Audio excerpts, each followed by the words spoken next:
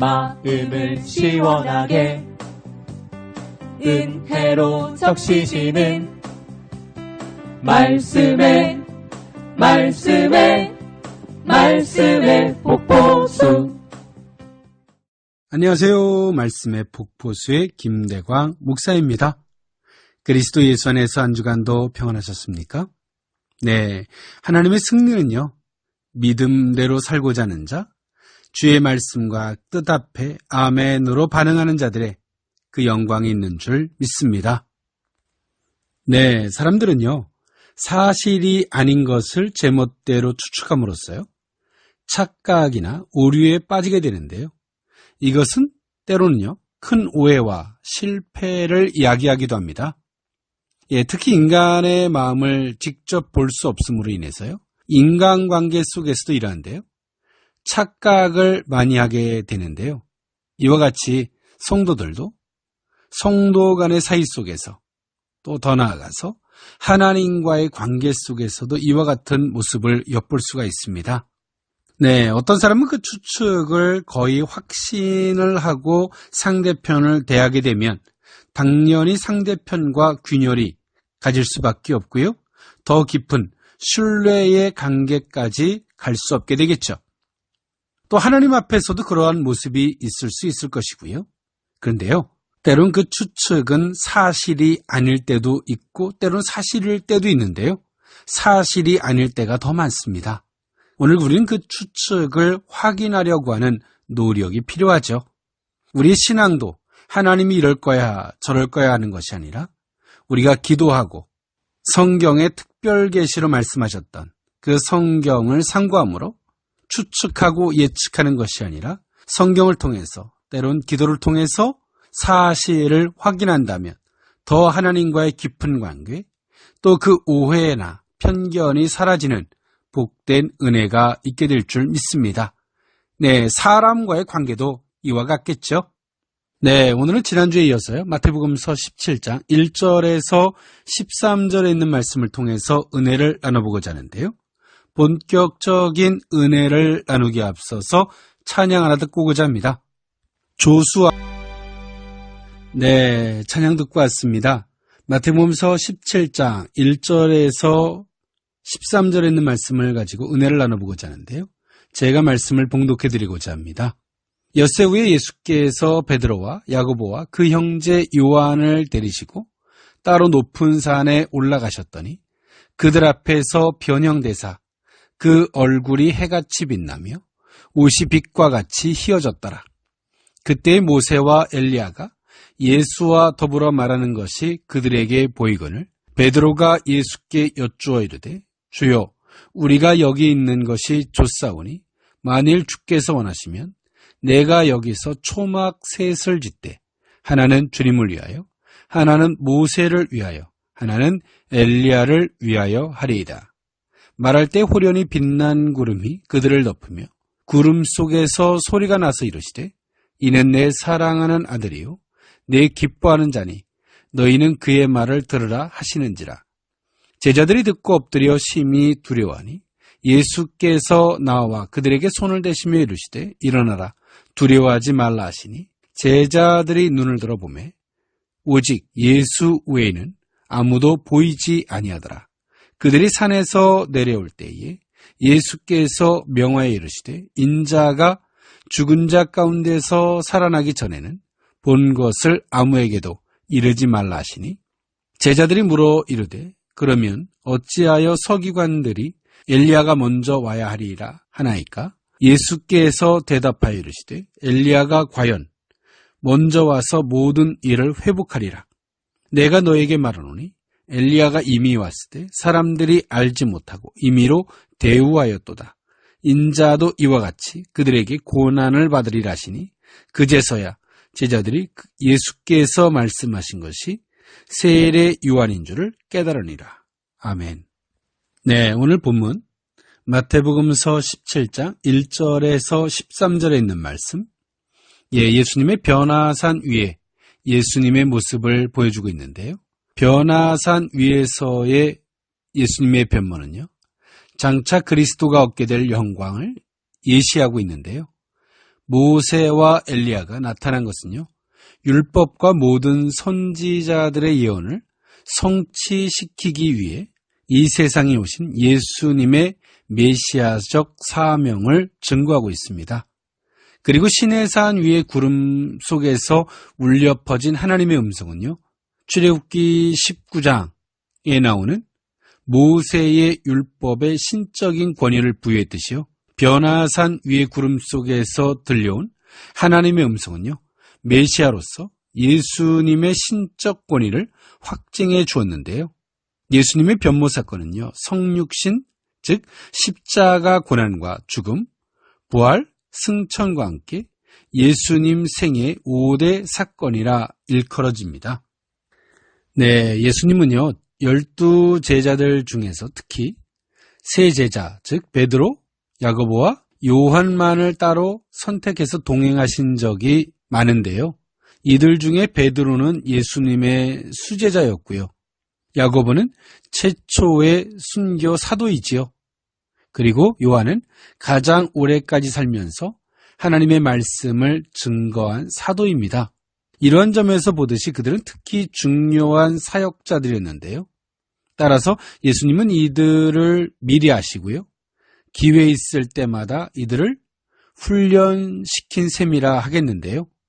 예수님이 세 제자들과 동행했던 사건을 보면 다음과 같은데요. 오늘 본문 마태복음서 17장에 예수님의 변화산 사건의 때에 그랬고요. 마가복음서 1장에 베드로의 장모의 치유 사건 때도 그랬고요. 마가복음서 5장 야이로의 딸을 살릴 때 그랬고요.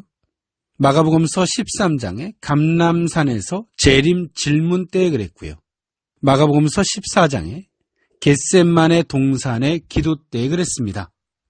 예수님께서 세 제자를 얼마나 아끼셨는지를 볼 수 있는 대목이죠. 네, 선택이라는 단어는 소중합니다. 그 가운데서도 특별한 선택은 더 소중하겠죠. 오늘 우리는 때론 보편적인 것에 만족도 좋지만 천국은 침노하는 자의 것이다 라고 말씀하신 것 같이 그 하나님의 나라에 거룩한 것을 사모하는 저와 여러분들의 모습들이 될 수 있었으면 좋겠습니다. 네, 오늘 본문을 보면 이렇게 출발합니다. 엿새 후에 마태복음서 16장 16절에 베드로의 신앙 고백 이후에 마태복음서 16장 23절에 예수님은 베드로를 향해서 사탄아 내 뒤로 물러가라 라고 책망하시죠. 하나님의 일을 생각지 아니하고 사람의 일을 생각한다 하여 예수님이 이렇게 베드로를 책망하셨습니다. 그리고 엿새 후에 오늘 변화산의 사건이 있었던 것이죠. 네, 우리에게 만약에 사탄아 내 뒤로 물러가라 라고 했다면 이건 최소한 1년짜리 네, 한 3개월짜리 시험 정도는 될 텐데 베드로는 예수님의 이런 책망 앞에서도 시험 들지 않았던 것 같습니다. 그리고 엿새 후에 예수님과 더불어 변화산에 함께 가고 있는 것을 보면 말입니다. 베드로는 예수님의 책망을 받지만 예수님의 마음을 알죠. 그래서 그것을 감정으로 받지 않죠. 네, 이 시대를 살아가는 모든 크리스천들도 그 마음을 읽어낼 줄 아는 저와 여러분들의 현명한 그 지혜로움, 그 슬기로움이 있었으면 좋겠습니다. 네, 예수님은 베드로와 야고보 그리고 그 형제 요한을 데리고요. 높은 산에 올라가셨는데요. 변화산, 네, 헤르몬 산을 가리키죠. 가이사랴 빌립보에서 북쪽으로 약 20km 떨어진 2730km 높이의 성지에서 가장 높은 헤르몬 산을 가리키는데요. 이 헤르몬 산에서 예수님이 변화되셔서 이 산을 우리는 변화산이라고 이야기하죠. 네, 그러나 본 지명은 헤르몬 산입니다. 예수님이 세 제자들과 동행하셨고요. 이 헤르몬 산에서 예수님은 변형되셨는데요.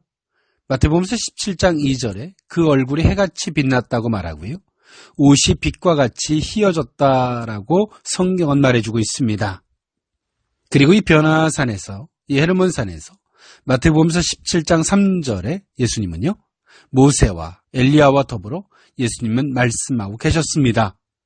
제자들은 이러한 모습을 보면서 엄청난 충격을 받았을 것입니다. 그 신비로움에 또 놀랐을 것이고요.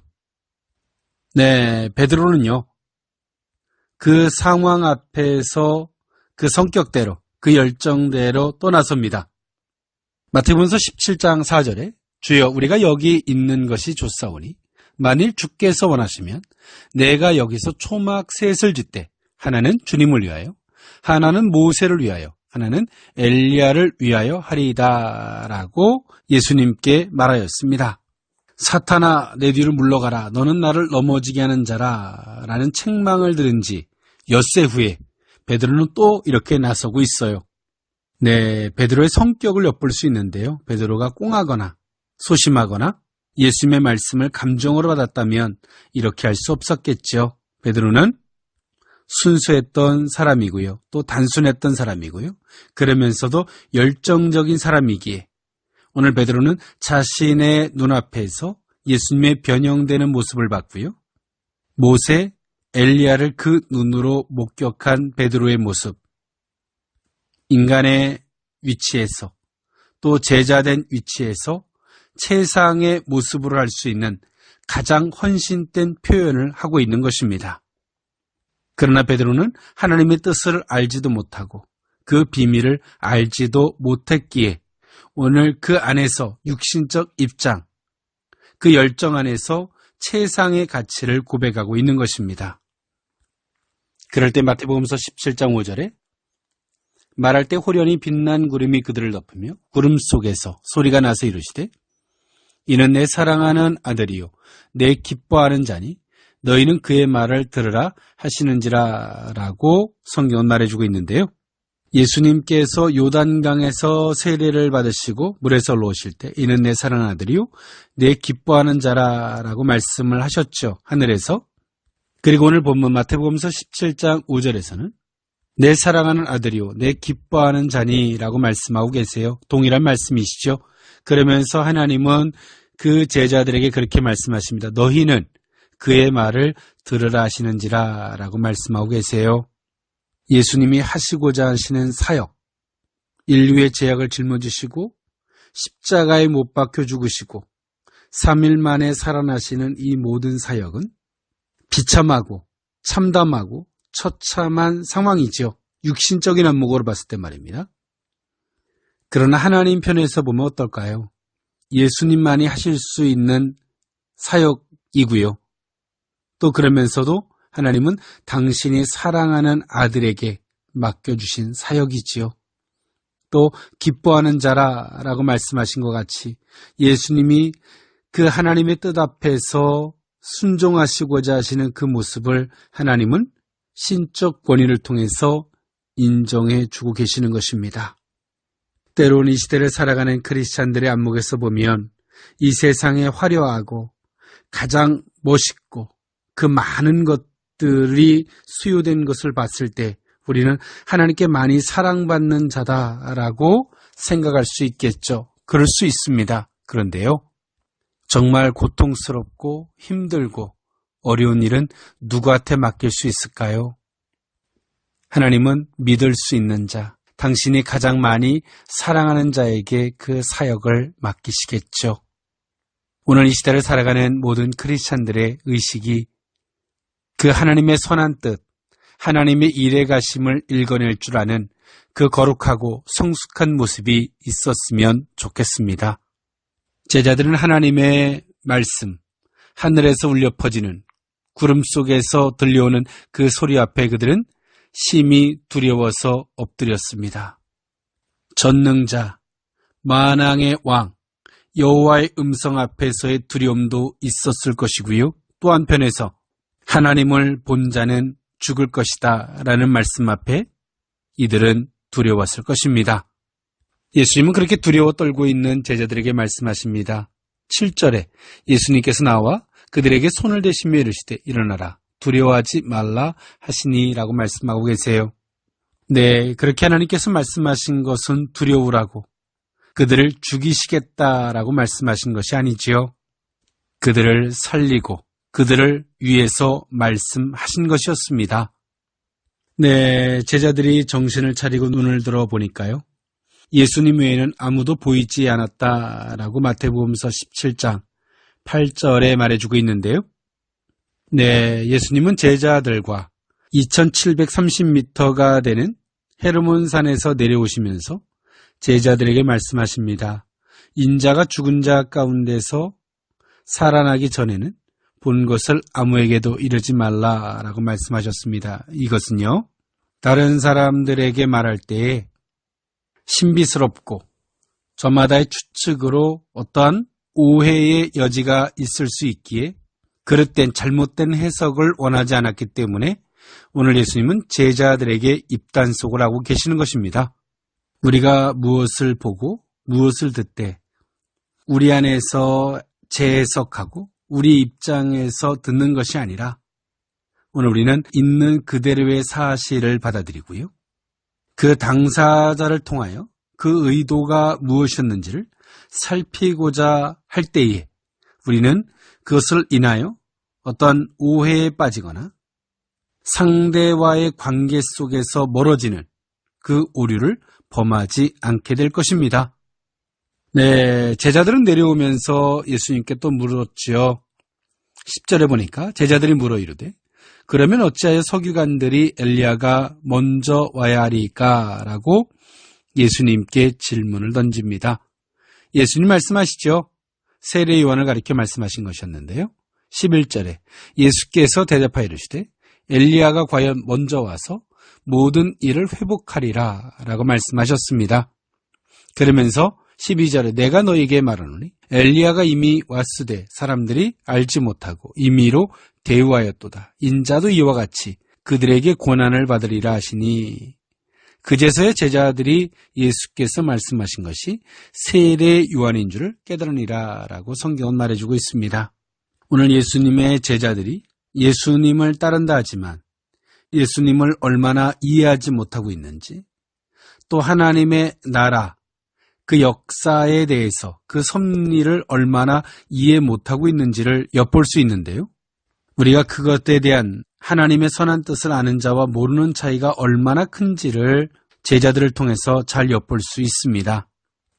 네, 전문의는요, 자신의 분야에 대한 전문적인 지식을 가지고 있어야 하고요.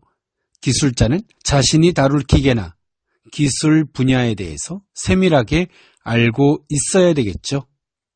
이것은 자신이 하는 일을 능숙하게 수행하기 위함일 것입니다. 예수님은 그 사역을 위해서 하나님을 알고 계셨고요. 그 누구보다 말입니다.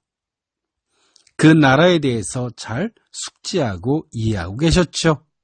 그런데요, 오늘 제자들은 예수님을 따르면서도 여전히 예수님을 알지도 못하고 그 하시고자 하는 사역을 이해할 수도 없고 받아들이려고도 하지 아니하고 하나님의 나라, 그 역사도 이해하지 못했던 제자들의 모습. 그런데도 예수님은 그 제자들을 어린아이같이 깨우쳐 가시는 예수님의 모습을 볼 수 있습니다. 이랬던 제자들의 모습이 변해서 하나님의 나라를 이해하고 복음을 이해하고요. 능력의 종, 권세의 종들이 되었던 것을 볼 수 있는데요.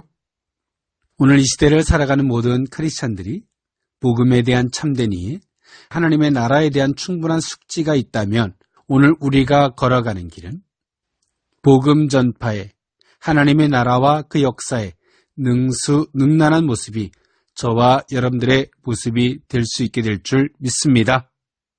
네, 저는 찬양 하나 들으면서 물러가고자 합니다. 한 주간도 그리스도 예수 안에서 승리가 있대요. 하나님을 아는 자로서의 아멘의 그 영광이 저와 여러분들에게 함께하는 복된 한 주간이 될 수 있기를 원합니다. 저는 찬양 하나 들으면서 물러가고자 합니다. 에이멘이 부릅니다. 같은 곳을 향해. 지금까지 말씀의 폭포수의 김대광 목사였습니다. 감사합니다.